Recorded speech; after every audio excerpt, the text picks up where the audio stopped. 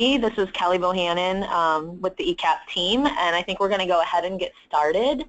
Happy May 19th, Thursday of this week.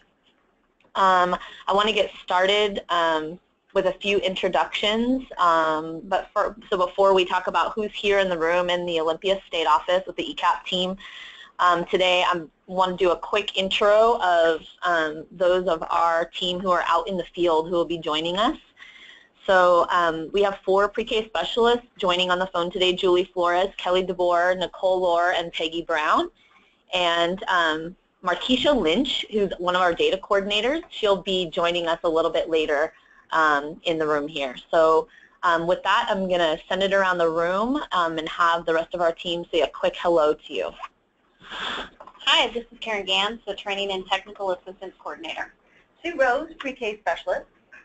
Kelsey Schaefer, Program Assistant. Wilfred Olt, Home Support. Justin Chan, ECAP Coordinator. Tracy Kenny, Pre-K Specialist. Randy Franco, Data Coordinator. And Svenny Cooper, the amazing Svenny Cooper, is across the room helping us to navigate the webinar work. And so again, this is Kelly Bohannon. I'm really excited to be joining you. This is my first ECAP Directors meeting as the ECAP Administrator. I've worked with many of you in the past, and for those of you that I haven't had the opportunity to get to know yet, I look forward to doing that.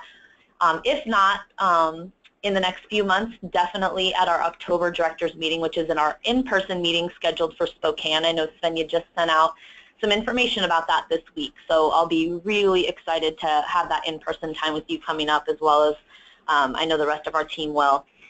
So we have a packed agenda today and 2 hours, and so the first thing I want to do is to say thank you so much. I know this is a contract requirement to attend these, but I also know we all recognize how precious everyone's time is, and we just really appreciate you blocking out the time to spend it with us today.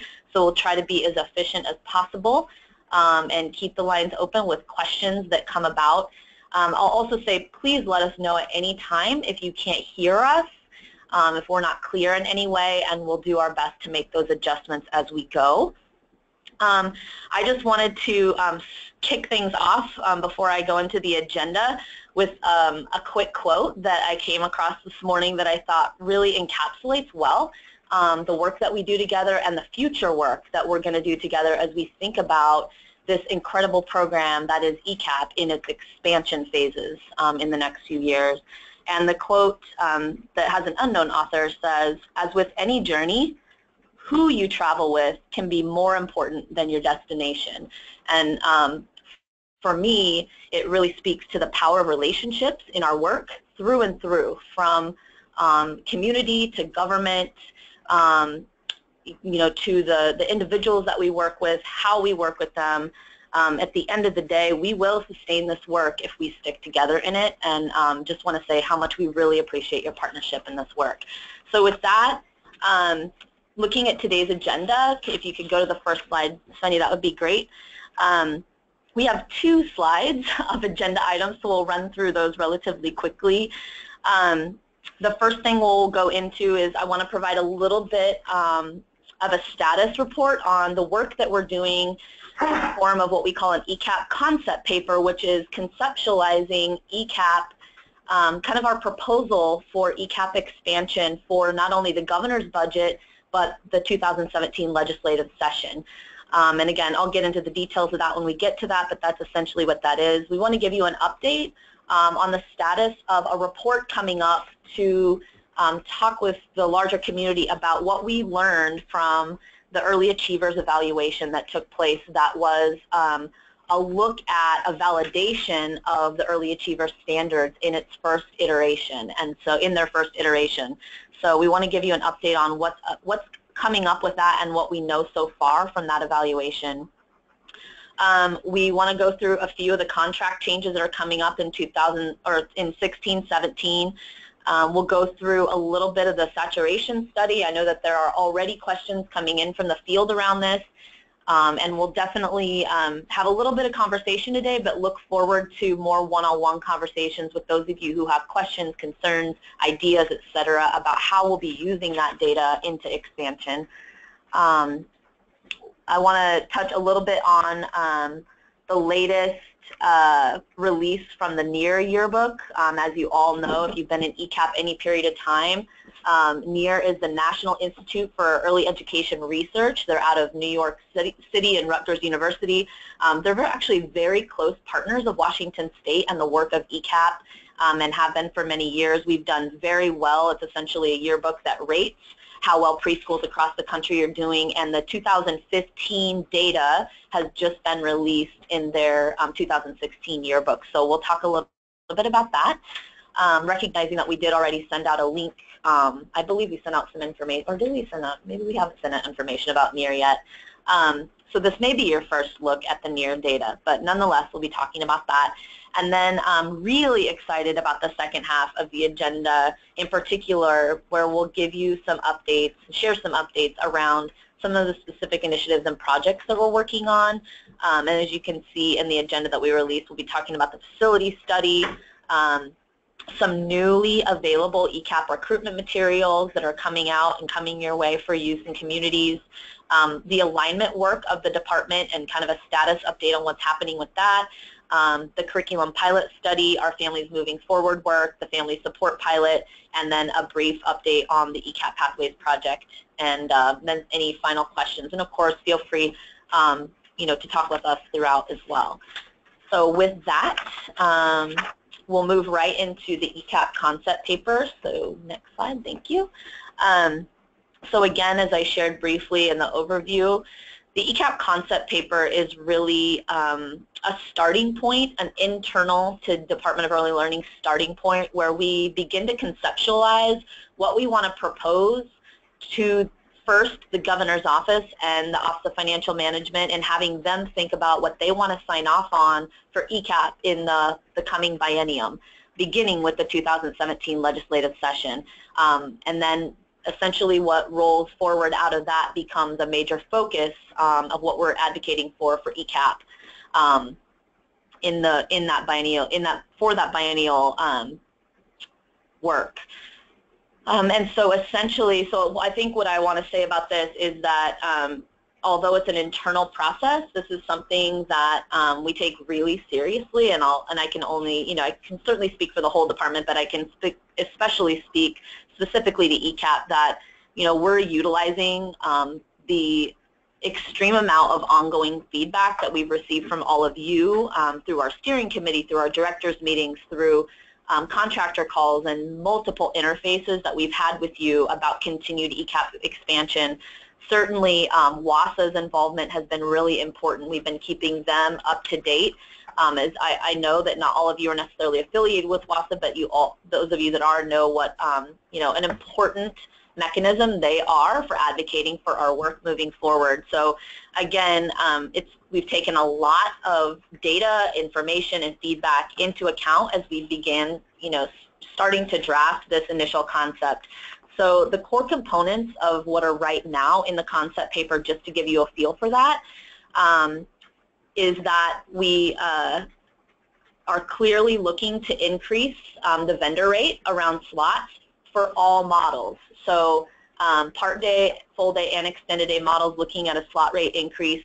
And then as a part of that, asking the legislature for startup funding for programs who are just starting to implement ECAP, or maybe taking on major new parts of, or major new sets of slots around ECAP. We're certainly going to be using the saturation study and other data that we know about communities to target our expansion geographically and clearly based on need. So where we know there are large numbers of kids still unserved will be our primary focus. We'll be focusing a lot on the continued conversion of full and extended day offerings. So the goal is by 2020 that we'll be looking at something like 80% of our slots being full and extended day offerings, with 20% of those still being part day slots. So again, this is a really, really heavy ask for when we think about the workforce needs and the facilities needs in particular. But again, we are, continuing to hear from our partners and communities that this is the direction we definitely want to go if we're going to be able to serve these kids over the next 4 years. A newer concept that Director Hunter is really behind is this notion of summer learning loss, where we can see it already in the Walk Kids data from the time our ECEAP preschoolers leave and go to kindergarten, and they are assessed again using teaching strategies gold in kindergarten. We're seeing a loss in the gains that they made in ECEAP. And that goes for other kids outside of ECEAP as well. And so Director Hunter is extremely committed to continue to promote summer programming, so extended year offerings beyond just extended day slots. So I want to be really clear about that. Yes, extended day is already full year, but we're talking about part and full day offerings all year long. Certainly facilities is going to be a major part of the concept paper. We are anticipating a capital request for the first time in DEL's history. So this is really significant and really exciting. So again, I won't say any more about that other than to say that a lot of the decisions and proposals that end up going to the legislature will really be informed by the facility study. And we're looking to have an initial report for our first cut analysis in August, with a final report hopefully out in early fall or early October. So we'll continue to keep you guys all tightly informed about what's happening with what we're learning through the facility study. And then clearly workforce is a significant issue as we think about expansion. So the key asks for the coming biennium for workforce is a significant increase in the availability of scholarships for ECEAP staff. Salary parity is going to be a significant movement and ask where we're really trying to push the legislature to continue to look at like our K-12 teacher salary schedule, so that we can maintain the incredible staff that we're building through this workforce movement. And then, of course, just looking to really continue to expand our partnerships with higher education, which will really happen in many ways through the increase in scholarships, et cetera. And then finally, the continued implementation and movement towards the use of evidence-based curricula. So again, that's very related to some of the workforce issues we have and continued training of staff, and having the dollars and resources to put those out into the landscape as we expand. So that is it with ECEAP concept paper. Do we typically stop, or should I keep going? All right, so I'm going to keep going, and I can't wait to turn it over for somebody else to talk to you. So I promise I won't be the only one today. So then this next slide is an update for you. We have had a lot of people ask about this early achievers evaluation, which is a validation study that's being conducted and has been since the initial implementation phases of early achievers in our state by the University of Washington, to really look at the validity of the relationship between the early achiever standards and how they relate to child outcomes. Are they really valid in moving the needle for children, and how are they doing that? And so what I can share with you today is something that we actually haven't put out into the landscape a whole lot to date, but what I can say is that in some of the initial analysis that's happened as this report is being formulated are the things that we have here in the slide, which is that we are seeing that children are making positive gains across most domains.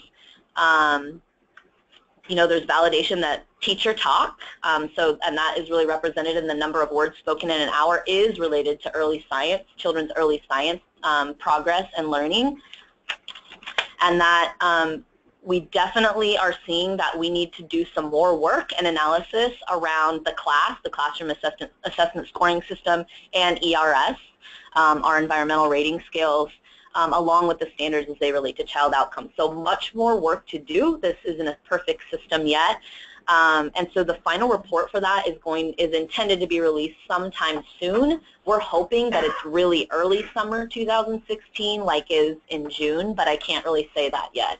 So I'm not released to tell you that yet, but hopefully sometime in early summer you'll see the results in that report.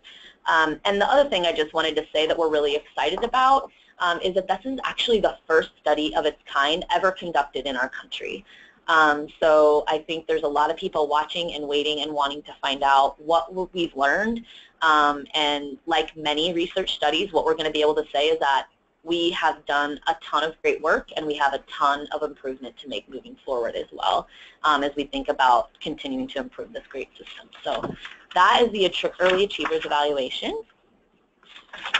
So moving on to contract changes. Actually, can I interrupt for yes, a second, Kelly? So we have a question from Stacy Mraz. I just thought I'd pop it in. Please. Give a little breather break. That's and great. See if we can't loop back to Tracy's question here. Stacy's question, sorry, Stacy. So will there be a specific focus on salary parity for teachers who provide ECEAP service in licensed child care settings? That's a great question. I think that that's something that we haven't quite dove into yet. I mean, I think that we have, I would assume that what we're going to want to look at is any teacher who's in an ECEAP lead teacher role. And I don't know what the assistant role will look like yet, but I think teachers in ECEAP assigned and paid for roles, that's what we're wanting to focus on. And so I would guess, Stacy, that yes, as long as they are a paid ECEAP lead teacher in a child care setting, that it would apply to them. So that's that. So moving on to contract changes, upcoming changes for this next year. We wanted to just make sure there are no surprises as things come your way here relatively soon. I will say that we, in full transparency, that we do have, we're doing our best. We've had a little bit of setback in our contracts office at Dell. We had somebody who's really important to the process with an injury that's taking them out for 6 weeks.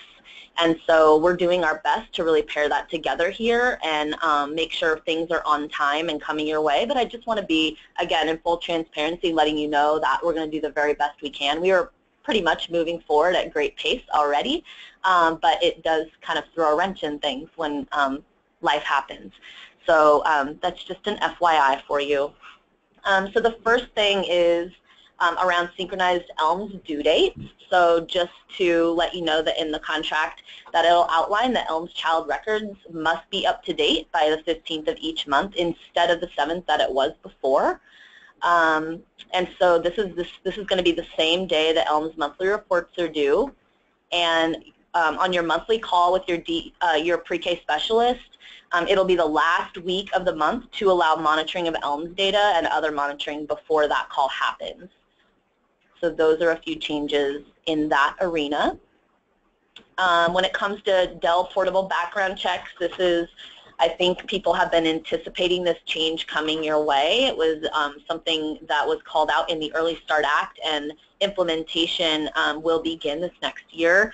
What I want to say about this is that there are going to be a lot of questions about how this plays out across all your different communities, and that we are going to really prioritize this and making sure we can be as responsive as possible as early as possible with you about questions that arise, because we recognize this this is something very new, and the system for accessing fingerprints is not perfect in our landscape.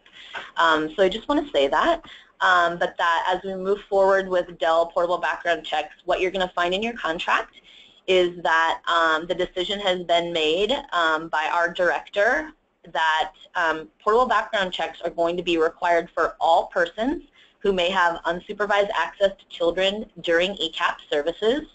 So more specifically, this means all classroom staff and other people who may have unsupervised access. Again, you're going to know who this best applies to, and that the performance standards do require that volunteers never have unsupervised access. So if there are cases where you know that volunteers may, this will certainly apply. What I will tell you is, and this is still being fleshed out into rule, but it is likely that school district staff, well, I should say the decision has been made that school district itinerant staff will need a portable background check. So this is maybe the most surprising thing to you in this sort of new set of requirements and implementation for portable background checks. We know that staff and sites with licensed childcare have already been getting portable background checks, and so for them, that's out of the way. But for others, Merit's going to be ready by around July 1st. So keep an eye out and reminders and links, and we'll have instructions and guidance there to help you get started on that. And I will say that we do know that we have an approximation of what the charge is going to be for fingerprinting. For the whole thing, it's going to be about $60 a person. And as you know, you can use ECEAP dollars for portable background checks. So that's portable background checks. Moving on to gold training and interrelated reliability. So in the contract, it'll be outlined that all lead teachers must complete the in-person or online gold training and other interrelated reliability certification for gold by teaching strategies within 6 months of hire. So that's the new piece, within 6 months of hire. I can't believe I said interrelated reliability without having to stop. Yeah. That was really good. So moving on to coaching. All coaches, you'll see in the contract that all coaches must, there are sort of going to be 3 things outlined: attend the Early Achievers Coach Framework training within 6 months of hire. They'll need to attend reliability training in ERS in class and become reliable in both tools. And you'll need to see the contract for the detailed requirements for coaching activities as an overall. And then this next thing is been communicated to most that it impacts, but the ELMS to Gold transfer, so all ECEAP contractors this coming year and their subcontractors will need to use the ELMS to Gold data feed. So the Child Plus Bridge is no longer going to be able to be used for ECEAP. And so again, it impacted 4 contractors. They've been informed of this change. So hopefully this is not new to any of you that it does impact who are on the phone. Shouldn't. The decision was really made due to changes at Child Plus and to make sure that we're complete and accurate statewide in terms of our ECEAP Gold monitoring and outcomes. And then the final piece of this is just a fiscal clarification that we just want to make sure that it's called out and specific. As a reminder that you may not use ECEAP funds for finance charges or late fees on purchases. And it looks like we have a question that's come in. Yep, Carrie Livingston is asking if there will be ERS reliability training provided across the state, and actually I think I can speak to that one. Okay. So Carrie, I have a call next week with Soleil Boyd at Sequel to talk about the training needs for ECEAP coaches and staff during next year, and we know based on the survey that coaches completed that we have a large number of coaches who are still needing ERS reliability training, and so I've already told her once, but I'm going to really emphasize that we need to have there be lots of opportunity. I've also talked with the staff at CCA, and they've also let me know about some potential options there, and so I'll be working with both of those organizations to try and create as many ERS trainings across the state next year as we can. Thank you, Karen. All right. Moving on to the ECEAP saturation study. So our 2016 Head Start and ECEAP saturation study is now available on the DEL ECEAP website. And like I stated earlier, I know that there's been a lot of access already and questions coming up. And again, so we're happy to take those one-on-one. Certainly questions you have now is fine too, but we're already setting up some time with folks who have specific concerns, questions, again, or ideas for us around that. We know the study is not a perfect study, and it's a proxy, and it's our best tool right now to help us get a feel for where children are at and who's being served and who's not in Head Start and ECEAP programs. If you haven't had a chance to look at the study on the website, I encourage you to do so. The study is pretty clear about the methodology that's used, which is where a lot of the questions come from. People wanting to know how we came up with the numbers that we did across communities. And so again, please take some time, if you haven't, to take a peek at that. I stated this a little bit earlier as well when I was talking about expansion in our concept paper that we're developing, but this really for us is some of the best available data we have to help us think about where to target expansion over the next, between now and 2020. Just to give you a feel for what that's looking like right now, we are, it's estimated that we have about 77 unserved children, and so that equated kind of over 3 years. What that will look like is that it'll be nearly 2,000 slots a year, about 1,845 slots a year that we'll be expanding starting in 2017-18. And you'll see that when you read the saturation study, when you take a peek at it. What else do I want to say about that? I think that's all I want to say about that. Yeah, I'll stop there. So the next thing is the National Institute for Early Education Research, or NEAR, yearbook. So again, this is a research firm out of Rutgers University in New York, and they produce this annual report every year of state-funded pre-kindergarten programs to kind of give the nation a pulse of how well states are doing in serving preschool children across the country. And if you've ever looked at the yearbook, it's extremely interesting to see the variety of services that are provided across the states. There are states that provide comprehensive services aligned with programs like Head Start, like we do, and there are programs that offer something much more limited to a much larger number of children. I mean, there really is a variety, lots of different ways that states are funding these programs. It's very, very, very interesting to read about the demographics and the statistics that kind of drive each state's program. So I really encourage you to take a look at the whole thing.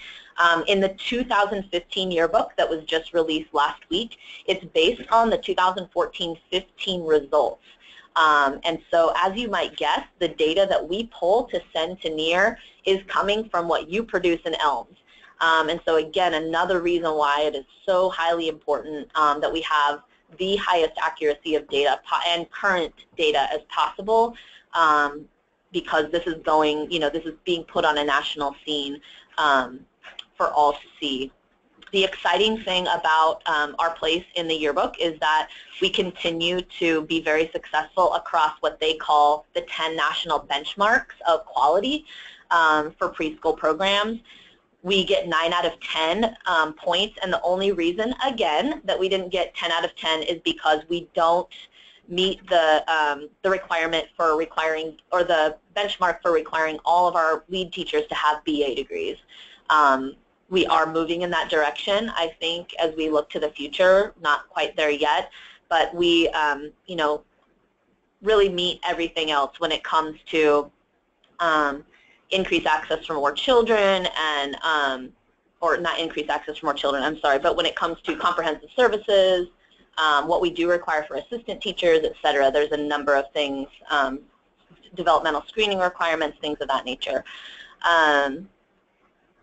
They suggest some goals for Washington, so you may, if you do follow the Washington State Association of Head Start and ECEAP, they've been very loud in the last week about making sure to let our legislators, which is good, know that we actually rank 32nd in the nation for access. So Washington has a ways to go when it comes to meeting the needs of all preschoolers, and so that obviously is a number that doesn't just quantify ECEAP eligible. We're talking about all 4- and 5-year-olds in the state of Washington, universal preschool access. We're 32nd in the nation. We're quite high, I think, when it comes to meeting the needs of children who qualify for programs like ECEAP and Head Start. Clearly, we're getting there by 2020, hopefully, but we do have a ways to go for serving all kids, needing to continue to look at and bachelor's degrees. I've already kind of talked about that. And then we need to, do a better job of serving children whose home language is not English. So and then I already talked about the ELMS role in this, which is that ELMS is really the feed that gives them the information they need for the study for Washington State. So again, I really encourage you to take a peek at that if you haven't, and let us know at any time if you have any questions. But like I said, we have a great relationship with NEAR and continue to work with them in refining our data and how our state's represented each year they put out the yearbook. So I think that's it, and luckily I get to take a break, and you don't have to hear me and I don't have to hear myself now. I'm really excited to turn it over. One question. Do you have a question? Yeah. So not so fast, maybe. You want to read the question? I'll be the reader today, I guess. So Debbie Lee is wondering if we are able to break down how many BA degrees are in ECE or related. Do we have that kind of, that level of, how many? Like, of the, so Debbie, how many are available? Yeah. That's a good. Does anyone in our room that has worked with PD have a sense for whether that work is happening at all? If we're trying to, what I think you're asking, Debbie, I don't know if there's a way. Can you do a thumbs up or tell Kenya if we're asking the right question? Yeah. So we think what you're asking is if there is sort of a list of what BA degrees are currently being offered that are ECE or related that would qualify our workforce for a BA degree. Can you just give us a yes or a, is that what you're asking? I think that's what you're asking.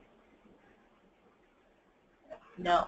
No. Debbie? No. Debbie, can you ask, could you reframe maybe a little bit? Sure. So Debbie, we're actually unmuting you. This is going to be fun. We get to hear your voice. If it's okay with you. Are you there, Debbie? Yes, I am. Can you hear me? Yes, we can hear you. Okay. I was wondering if, are you tracking like lead teachers that have a BA, but it doesn't specifically say that it's in early childhood, it's just a BA. So are you tracking if it's in ECE or related or just a BA in psychology, or how are you counting BAs? So that's a good question. Keisha, can you answer that question specifically? What I can tell you is, and you may all already know this, but currently about 45% of our ECAP lead teachers do have bachelor's degrees that I assume have qualified them. What I don't know, the bachelor's degree has been qualified by us, but what I don't know is if there has been some grandfathering in of some of those, if maybe we did have some previous bachelor's degrees before requirements. I don't know. So you can have a bachelor's. Oh, sorry, go ahead. No, because recently we did a survey and it asked about if teachers have a BA, but it didn't say what the BA was in. So I just checked BA, but it didn't mean they had a BA in early childhood, just a BA. I'm pretty sure we have that information in our data system. All right. Okay. No, not what they have the degree in. I know on your staff compensation summary that's a deliverable, it will ask that's you. The one. It will ask you if you have a teacher, a lead teacher who has a bachelor's degree. So we have that information, but I don't know how we're compiling that data. Okay. Yeah, currently that we was my question. currently have a list with specific degrees, but we have a list of who has the qualifying degree. So Debbie, thanks so much for the question, because we were clear that we have a list. I'm not sure that we're clear the details of the list, so we'll get into that, and then we'll get back to you, and any information we have to share out with all the directors, we'll make sure that we do that. Okay, thank you. So thank you very much. So we have another question that came in from Amy Nelson, and Amy asked us, where can I find the list of or related degrees for both bachelor's and master's degrees? Do we know? I don't know that we have one. So if it sounded like we said we did, we actually don't think that there is one out there. But I'm sure that's something that would be good for us to have soon, especially as we move in that direction.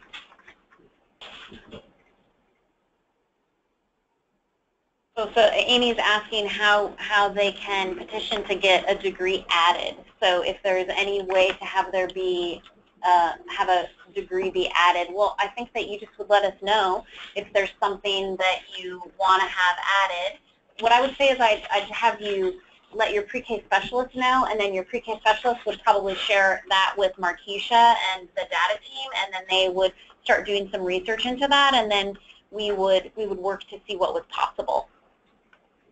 And that goes for any certificates for assistant teachers or any other suggestions you have for qualifiers. You can always ask, and we will look into it. Another question. This is from Shayna Steinhauer. I hope I said that right. When will we be having a bachelor degree be a requirement? So what I will tell you is that is it is a priority of the Department of Early Learning to start moving in that direction.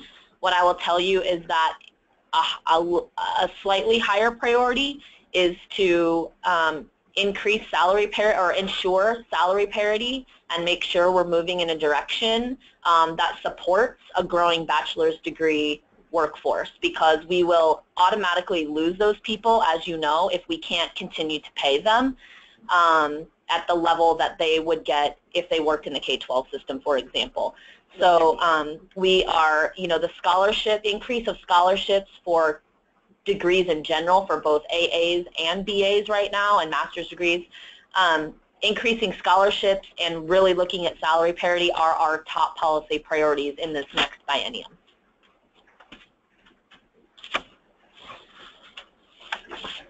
This came in from Mary McDonald. Thanks, Mary, and thanks to all of you who are adding all these great questions. Mary asked us, my understanding is that a BA degree with 30 credits, inside or outside a degree in ECE? I'm not sure. Do you understand? Yeah. So it sounds like Mary's just double checking what the what's countable, and so. Markeisha, that's correct, yes? Mm-hmm. Yeah, that's correct.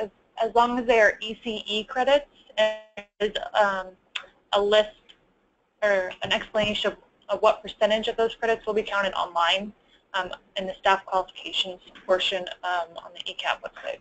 On the documents page? Yeah. Great. It looks like we have another question. So it looks like Danielle's question goes along with Amy's, and it's around having there be a list of degrees that are considered relatable, thank you. Couldn't read that far away, to the family support staff role. Oh, so it's a little bit different. It's the family support.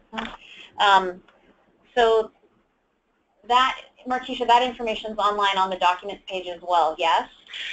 Yeah, it doesn't give a breakdown of specific degrees from specific colleges, but it does give relatable degrees such as psychology degree and sort of the different areas that you can support. Yeah, that will be considered and qualify you for that position. Okay. So what I would suggest, Danielle, is that if you, or any director out there, if you have questions ever about that, to let your pre-K specialist know, and then if we know that enough of you want more specific information, we can work to create something and post it on the documents page for you. Great. Thank you. That was a great set of questions.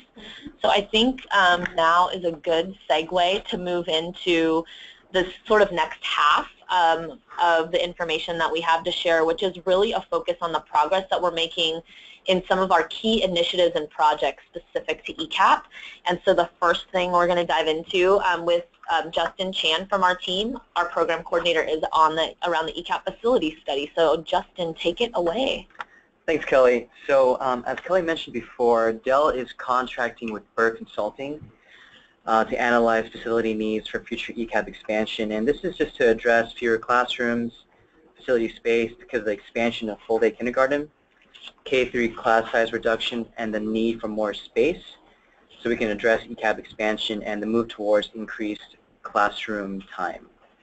So currently, Burke is serving ECEAP providers and directors on facility needs in the form of a Survey Monkey and spreadsheet. So if you haven't received that, or if you haven't completed it, or you have questions about it, please email Montana at burkeconsulting.com or call 206-493-2390, or you can just email your pre-K specialist. But it's really important for you to complete the survey. And the main reason why really important. The data from the BERC survey will be analyzed and compiled into a report to DEL on challenges and recommendations with the estimated cost for implementing those recommendations. And it will be completed, that report will be completed by August or fall of 2016, and it will inform a capital budget request to meet those future classroom needs. We're also contracting with the Washington State Association of Head Start and ECAP to identify and engage with organizations with proposals that are considering building or renovating facilities to include ECAP. So if your organization fits this description, please email Katie Warren at katie@wsaheadstartecap.com or call 425-453-1227. So mainly the biggest update is for you to really look at the survey and hopefully complete that on time. Now the next item I'll be going over. Kim, before you go to that from the facility study, I just wanted to say if anybody, we can definitely send out the information that Justin shared about BERC Consulting, their contact info, and if you don't currently work with the Washington State Association of Head Start and ECAP, or you're not in their member organization, we could certainly send you both of those, that set of contact information so that if you do have questions, you can certainly contact them directly, or as Justin said, just connect with your pre-K specialist and they can help navigate. Thank you. Yeah, thanks Justin, that's great. So the next slide is about ECAP recruitment materials. So as you may well know, the new ECAP brochure and flyer for reaching out to eligible families are available online. These materials are designed to be easy to understand for families who are not familiar with ECAP, and contractors for each of these forms can type in their contact information in the text box under questions on the bottom left of the flyer and under to enroll contact in the middle of the brochure and print them out. The brochure and flyer can be downloaded at the publications site of our ECAP or DEL website, and it's del.wa.gov/publications/ECAP, and you can find it under the section called Publicity Materials. So as for next steps, if you have any languages you would like the brochure and flyer to be translated into based on what you see as a need in your community, please email me at justin.chan@del.wa.gov, or just email your pre-K specialist and they can relay the message to me. And that's really all I have for the recruitment materials. And this is Karen, and I'll just add that the idea for these brochures and the information that Justin just talked about really came from steering committee. It was an ask in steering committee from one of your steering committee reps saying, hey, we'd really like some materials that would help us be able to promote the ECAP program. Is there anything that you can pull together for us? And that really started this work. So thanks to the steering committee. Shout out to the steering committee for bringing this forward, and then to the ECAP team for making it happen within the same year it was asked. So, ECAP. All right, moving on. Okay. Hi, everyone. This is Tracy. As you all know, the Department of Early Learning has embarked on the standards alignment process. The task is to create one set of standards across all of their programs that demonstrate a clear progression of quality from licensing to early achievers and through to ECAP. At this point in the process, 18 community feedback meetings have been held around the state in partnership with Thrive and the Regional Early Learning Coalitions. A first content review of the proposed WAC is completed and updates have been made. The Early Achievers and ECAP teams are beginning their review and their updates as well. The next slide is really quick. After May 18th, so now, the Community Feedback Portal will be open on the Department of Early Learning's Standards Alignment page. And I wanted to make note that since the ECAP and Early Achievers teams are beginning our look and our review, that the comments are really to be focused on the WACs that are posted there. And that's all I have for you now. Thanks. And this is Kelly. I just want to add something. Thanks so much, Tracy. Tracy and Sue Rose and a couple others from our team earlier on, I even believe. We've had great representation in this work far before I started. As you know, this has been like a year-long process now because it is a major requirement of the Early Start Act. And what I want to just say about the ECEAP end of this and kind of where we fit into alignment is, as Tracy said, the first priority for the department and the requirement for public comment is really focused on the WAC itself. And public comment for that process will open in November of this year.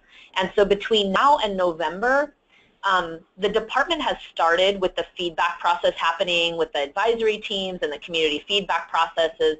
The department has started to do the writing around what we call progression, which is looking at what is foundational in WAC and then what that will mean for early achiever standards and ECEAP standards if we really are going to be looking at standards on a continuum. So what I will say about that, given that the WAC is what is really going to be the focus of public comment, that gives us time between now and when the WACs are finalized to really get clear and deep about what changes will happen and how ECEAP will look like in that next to early achievers, as sort of, early achievers being the middle tier and ECEAP sort of being that top tier of quality. And so what I wanted to say about that in regards to you is that we will, like we have traditionally and historically built in when we're doing updates of these or new writing or development of new policies and standards, et cetera, is that we will certainly keep you involved.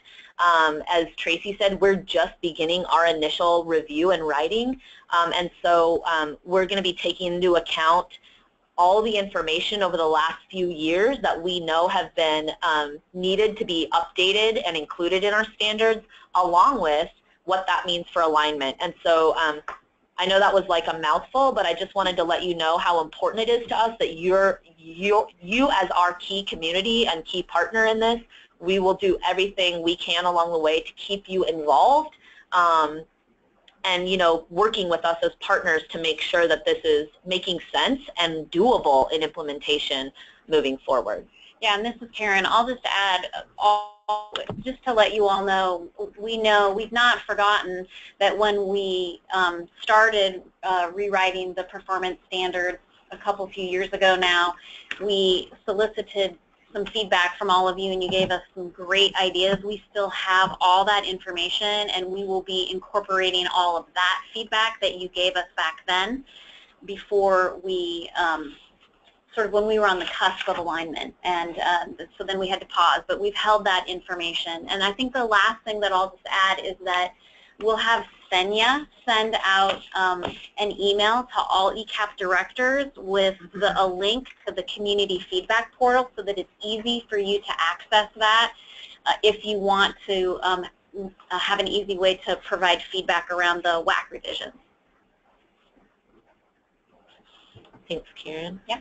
All right, so this is where we transition. So one of our pre-K specialists out in the world of Washington and living in and working out of her community, Julie Flores, is going to talk with us about the curriculum pilot study. So Julie, it's all yours. Hello, everyone. So I'd like to give you highlights of where we're at with the curriculum pilot study. So in 2015 and 16, we've rolled out curriculum, creative curriculum training, and contractors who received the expansion also received curriculum kits and training this year. This began with efforts of UW and SQL staff. They received Train the Trainer training in the summer. And what's exciting is we had 288 contractor staff. That included administrators, coaches, managers, and lead teachers attend the implementation training in the fall and spring. And we've also had 18 coaches attend the Coaching to Fidelity training. This training allowed the coaches to take a deeper dive into the Fidelity resources and to learn how to support teachers in implementing the curriculum. The other aspect of this pilot study is really looking at implementation of the high scope training. And so UW and SQL staff are in the process of completing this comprehensive training, and this includes the 5 components of the HighScope Wheel of Learning, the active participatory learning model, and practical techniques for encouraging creativity, playfulness, and problem-solving skills with the HighScope curriculum. We know that this is a season for surveys, so we wanted to give you a heads up that SQL curriculum implementation survey will be coming out to you soon in spring, and this will be sent to the ECEAP directors who are in the programs that are participating in the curriculum pilot study. This will help us really get post-training information about the pilot participants, so for those lead teachers, administrators, and coaches, and experiences with the curriculum. And we just want to thank you in advance for the time that you'll take to complete that survey that will be coming out to you. And we can go ahead and go to the next slide. So you may be wondering what our plans are for the next year. So for 2016-17, we are looking at opportunities for more contractors to have access to the creative curriculum and HighScope curriculums. Our plans are to continue to offer the creative curriculum and coaching to Fidelity trainings. And additionally, we want to provide opportunities for the HighScope training to the current 2 contractors who use this curriculum and other contractors who may use this curriculum as well. Awesome. Thanks so much, Julie. And this is Karen. I'll just add one more thing, and that is that we've had some questions about alternative curriculum. So for those programs that are not using HighScope or creative curriculum, and I apologize, that was my oversight on the survey. I was really focused on getting numbers for how many curriculum kits you would potentially need to be purchasing, and I left out that option and choice for alternative curriculum, which still is a choice. We are in the process of finalizing the alternative curriculum documentation that we're going to be requiring contractors to complete, and we hope to have that ready for you soon, for you to be able to begin to complete. Thanks Great. for adding that detail, Karen. Absolutely. That's great. All right, so we're gonna move forward to families moving forward, but we have a question We have one first question, yeah, from Carrie Livingston. So Carrie's question is, will that training be for only extended and full day programs, the curriculum training?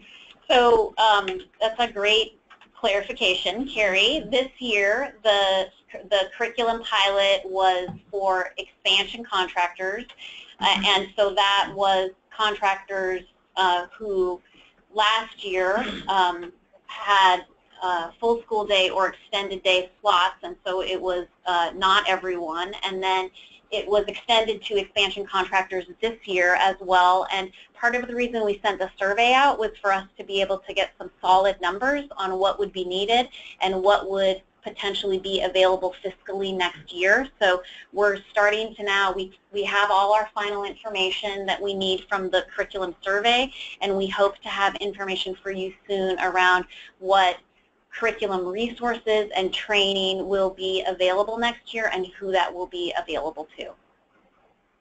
Great. Looks like we don't have any other questions, so now we can really move forward to families moving forward. You just wanted to say that again, I wanted to didn't you? say it again. Yeah. It sounded so good the first time.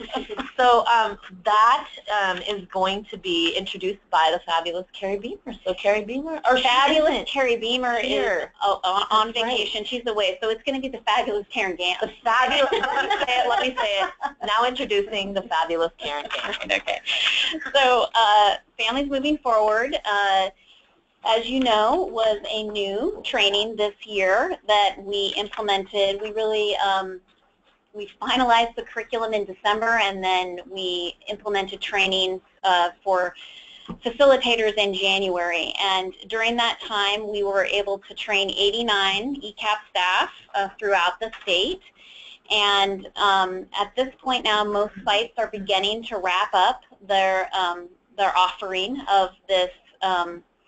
Well, some have completed it a while ago, and those that are still using it are now finalizing and wrapping it up. And there's going to be a Survey Monkey that's going to be coming out by the end of the month, since it is survey season, clearly, so that we can get some really specific input from directors and facilitators around the training and suggestions they have to improve it and to make it better. And then we'll also be pulling information from Reflective Sciences. Those are that's the group out of Minnesota that is completing the study on this, and we'll be looking at that information as well around parent experience. And we also have some parent surveys that we'll be looking at as well. So once we receive feedback from everyone, we'll be looking at changes that need to be made to this curriculum. I'm going to talk about the future in another slide, so we'll go to the next one. So the feedback that we have received so far from parents is that they really learned some stress relief techniques, and that they got some great tools around being consistent with rules with their children. One family shared that the breathing activity that they learned about in class, they incorporated that into their child's bedtime routine, and it transformed their bedtime routine with it was actually, I think, 3 children. And then the really exciting part for me is that then this parent shared that independently on his own, her child, who was an ECEAP child, she would find him doing the breathing on his own when he needed it, like when he would come home from school and he was having a hard time with his transition. So great to see it implemented with the family so well that then the child was practicing the skill on his own. Facilitators have also shared that they implemented the trainings in small group meetings for a range of sessions. If contractors were able to complete it in 6 sessions, then for the most part it looks like they incorporated the content into home visits with families. One facilitator taught the material to the ECEAP staff the morning before she provided the training to the families. This increased her confidence because it was a new training, and it also taught the ECEAP staff the content so they could incorporate it into the classroom and they could connect with parents around the material as well.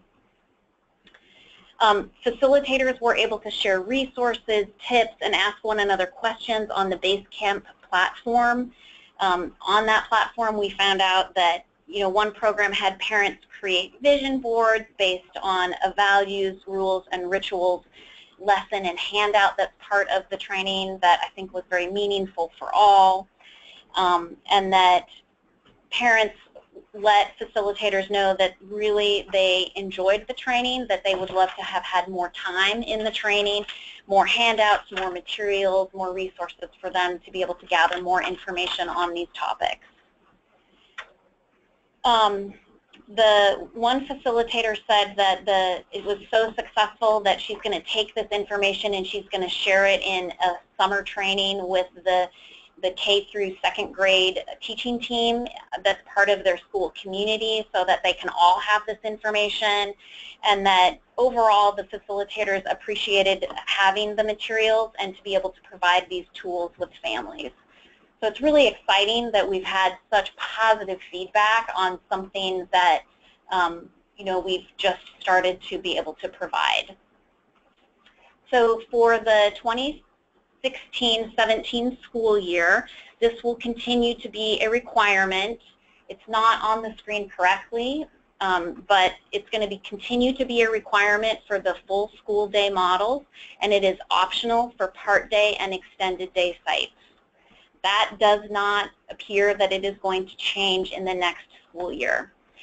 On the June contractor call, the pre-K specialist that works with your program is going to be asking if you're interested in providing families moving forward next year, if you are a part day or an extended day site, just so that we can gather that information and plan for potential training that we would need to have.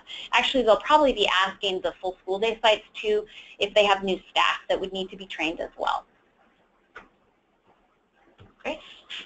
It doesn't appear that, thanks Karen, it doesn't appear that we have any questions. So with that, I'm going to turn it over to the fabulous Nicole Lohr to talk with us about the Family Support Pilot and the progress of that project.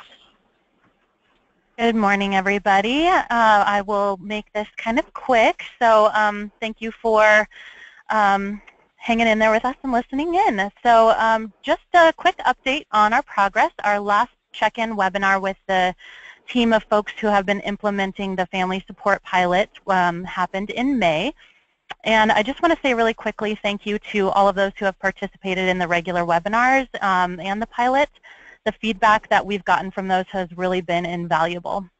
And we will continue to gather feedback in the coming weeks from pilot participants as we move forward. The other update that we have is that the staff are currently going through the third assessment period with families who are participating. The information, the data is due June 30th, and so staff are meeting at least a third time with families. Feedback from the agency coordinators that we've been working with have been that the assessment questions are getting easier and the entire approach is getting easier as the year goes by, as the staff and parents get to know the approach better. So that's some great feedback that we've received. And then the other part of the progress is that DEL, we are updating the assessments that we're using with families based largely off of feedback from staff, and to make it more user-friendly, some other components there as well. Go ahead to the next slide, Svenja. Awesome. So the next steps. So right now, DEL is contracting with Dovetailing, who also helped us with the preschool operational work group process. And they are working with us to analyze data and create a report on it.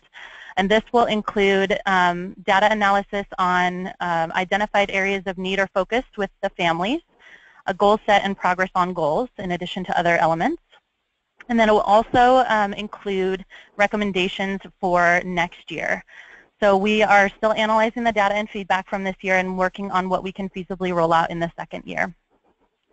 And then lastly, participation for next year. As we get closer to the end of the year, we will be reaching out to everyone to see if you're interested in the Family Support Pilot moving forward. And you will hear more about this from your pre-K specialist soon as well. So if you have any questions about participating, feel free to ask your pre-K specialist or reach out to me as you're considering this for your program next year. Thank you, Nicole. This is Karen, and I'll just add that so that everyone knows, at this point it's looking like we're going to extend the Family Support Pilot for another year. So we're going to have a year 2 of the Family Support Pilot so that we can make some changes based on some feedback that we received this year, and then we're also going to create some data entry pieces that would go into ELMS in year 2 as well. And we're in the process of sorting out all the specifics around that, and so just wanted everyone to know that it looks like it's going to be a year 2 pilot that we'll have the details of what will be involved in that pilot probably in June. Great. And again, it looks like the question box is empty. This is Kelly coming back. So I have an apology because there isn't a visual for this last bit of information that I wanted to make sure to give an update on, which is our ECEAP Pathways pilot project, which is this incredible project that we've implemented in partnership with ESD 112 and community-minded enterprises this last fiscal year, that really has a focus on helping us continue to think about how it is that we, as we think about expansion of ECEAP and serving more children in quality settings across our state, it's really going to require us to get more and more creative about what our mixed delivery system looks like and how we're going to build that. And so we've partnered with 112 and community-minded enterprises to really help us look at the potential and the readiness of child care center and family home providers in potentially becoming ECEAP contractors in the future or subcontractors. And so they've done this incredibly important and fabulous project where they have, again, partnered with a select number of child care center and family home providers in their communities. They've offered ECEAP training. They've explored with them their capacity and readiness to implement ECEAP in the future, whether that be, again, in a subcontractor or contractor relationship. And so this project is just really helping to build our intellectual capacity around and our learning around what does it really take. What likelihood is it that child care licensed center providers and family home providers would, one, want to become ECEAP providers, and two, have the capacity and readiness to do so, and what that might look like on a continuum across different communities. And so, again, we've learned a lot from this process, including things like 112 and Community Minded, along with other partners, have continued to look at what types of funding models or co-op arrangements might we look at to develop in communities to actually help make this become a reality, where we see there is readiness and desire of child care providers and family home providers to do this. And so we're really excited and want to, again, thank those incredible partners that we've been working with, and let you all know that they are in the process of developing kind of a year one report on what they've learned, on all the many things that they've been doing in their communities, and that report will be coming our way in June. So we're really excited to be able to share that beyond, after June, what we've learned and what the future might look like. So we're still in conversation, and we'll continue to be with ESD 112 and community-minded enterprises about what that work might look like moving forward in terms of the kind of training that we might be able to provide out in the early learning landscape and beyond. So again, I just want to thank, if Jody's on the call, I want to thank Jody for that, and others who are on the call who've been involved in your in those communities, the Eastern Washington Spokane community and the Vancouver area communities that ESD 112 is. I'm sure it's not just Vancouver, but ESD 112, you know what I mean, that geographical area. So that is the update there, and I hope there wasn't anything significant that I missed with that. And I think that brings us to a close. So at this time, we want to open it up to any broader questions. Maybe there are things we haven't covered today or things that we ran through relatively quickly and now you've had time to process. So we'll take a couple minutes and see if we have any. And today, Markeisha. I was just going to clarify something with the ECEAP staff qualifications. Just a good resource for all the directors is on our ECEAP publications page. If you go to the staff qualifications portion and you look at entering ECEAP staff quals and merit, it will give you a breakdown of how your lead teacher, assistant teacher, and family support staff will qualify for their position. And in that explanation, it does show related degrees, so areas or majors that will qualify them for their position. Thanks for that clarification, Markeisha.